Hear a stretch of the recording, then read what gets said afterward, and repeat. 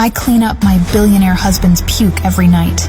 I can sense the perfume of other women with whom he spent the night with. He treated me like a slave, but he was shocked when I entered the city's biggest party with the most powerful business tycoon to seek my rightful revenge.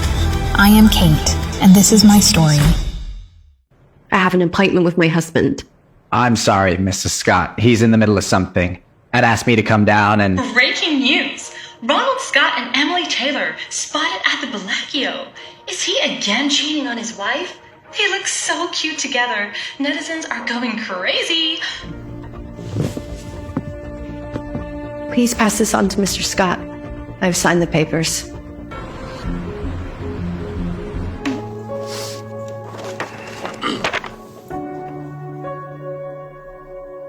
Divorce? Looks like it. Are you saying I was dumped? Have I not given her enough to spend? $3 million every month transferred to her account on time, sir. And have I not given her enough to wear? Mrs. Scott receives the latest couture from Paris, no later than 3 days from its initial release. And what about her life? Have I not given her a good life then? 7 maids, 1 mansion, a personal chauffeur, and a position at Scott's Bank. She is the head of the branch.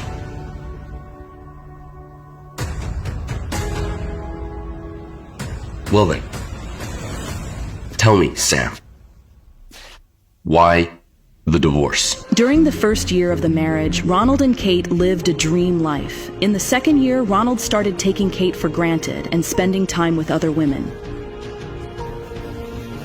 In the third year, Kate got to know a dark secret about Ronald, but now it was all just too much to take for Kate.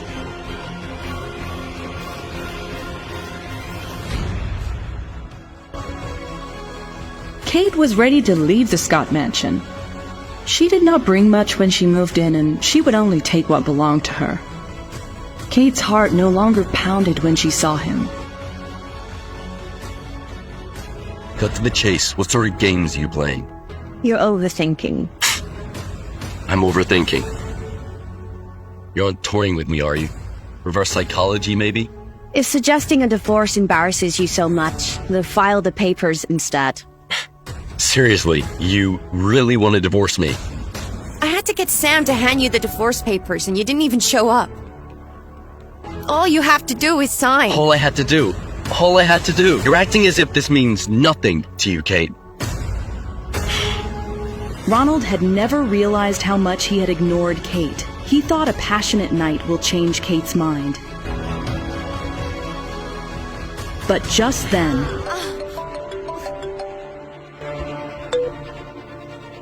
Hey, Ronnie, I'm just getting a little bit nervous about this event tomorrow night. Kate quietens to listen to the call.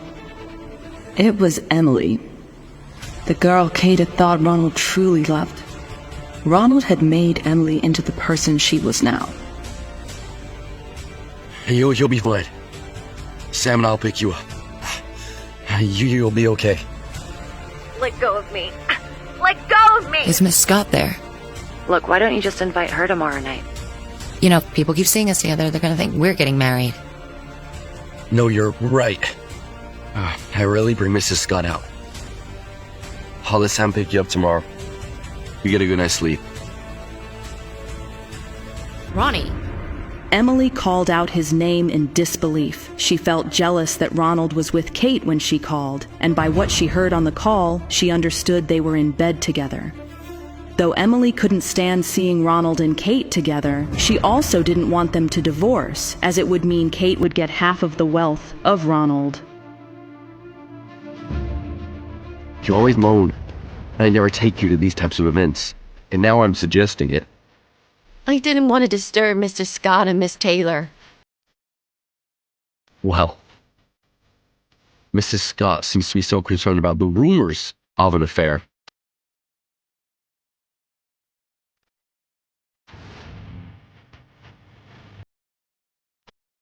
When she woke up in the morning, Kate regretted what happened last night, but she felt more resolute about divorcing Ronald.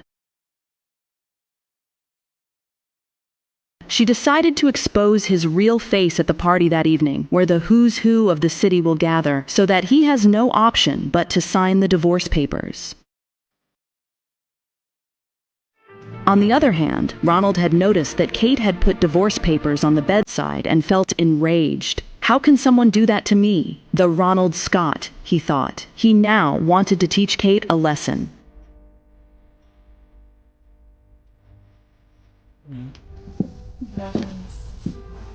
Good afternoon. Please look after Mrs. Scott. I've got to take a call.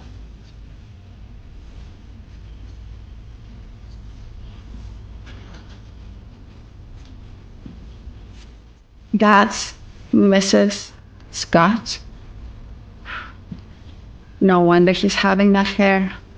Poor Mr. Scott. Yeah, you would imagine his wife to be more beautiful, right, Swiss girl? You're right, she's so plain compared to our Snow White Miss Emily. But don't underestimate her. She might have had some skills to seduce Mr. Scott. But yeah, she would better do it, right? Excuse me, do you have this in my size? Oh, this one. Sorry, ma'am. This dress has exclusively arrived for very special clients. Well, surely you must have more of them. Like she said, there is only one. It's delivered on a special order. Oh, Mr. Danielle, from Italy. You came at the right time, Miss Taylor. She was undeniably beautiful, Kate thought. This dress arrived just this morning. Here it is. Somebody even laid their hands on it when I had to tell them off. Thanks. Aren't you Miss Carter? Or are you looking for something to wear to the event tonight? You know, the one I told Ronnie to bring you to?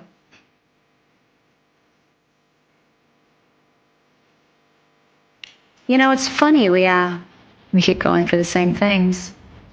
And yet somehow they always end up with me. But of course I'm talking about the dress. You know, if you like, we could swap it for something of yours, Miss Carter. Oh, you're talking about my husband. How obscure. You know what? Sure, you can have it. He's rejected goods now anyway. What are you talking about? I'm divorcing him. And with me out the way, let's see if he'll marry you now. Emily knew in her heart that Ronald would never marry her. She was infuriated. You cheap. Your Ronnie is standing right behind you.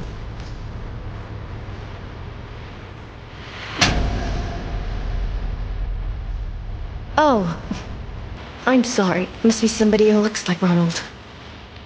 You're despicable, Kate. Is that all you have? I hope you are talking as Mrs. Scott the next time you try to confront me. Otherwise, you're just a homewrecker. Just then the two women saw Ronald standing within earshot.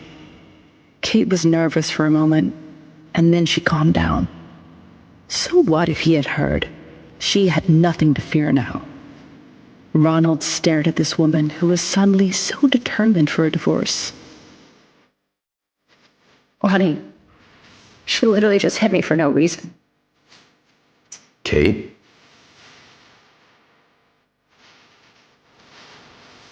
So what if I slapped her? What are you gonna do about it? The old her would beg for his trust. Years ago, she had begged him to trust her, but he had not, repeatedly telling him that she did not push Emily in the river. She will not do that anymore. Oh, look. Mrs. Scott's finally learned to be honest. I am so very proud. It also looks like Mr. Scott has learned his patience, as he's not jumping to defend Emily immediately. I am proud of you two. Kate wanted to step back, but stood there, defending her very last piece of pride. She had decided to regain the pride that she had lost 2 years ago. You called her homewrecker. And you have to believe I'm yours, and only yours. This silly divorce business that can be put out of our minds. All right? If you accept what I said, then you have to apologize for hitting her. If not, you can skip the apology. Ronald was waiting for her to admit that this was just a game to get his attention. Kate knew, so she was relaxed. I am sorry, Miss Taylor. I didn't mean to. Inner beauty. It's a good thing, Kate. Don't lose it. Thank you for the reminder. Dignity is also a good thing, Ronald. Don't lose it either. Emily observed the two anxiously. She didn't want to stay here any longer. The current Kate was different from the one who constantly bowed to Ronald in the past. Howdy. Let's go. We're gonna be late. Sure. Can you send the dress to the house, please? Look, here's the deal. If you attend the cocktail party tonight and don't cause me any problems, I promise you, I'll sign the divorce papers. Emily? Coming up next, Kate shocks Ronald and Emily as she enters the cocktail party with a billionaire tycoon. Was this part of a bigger revenge plan?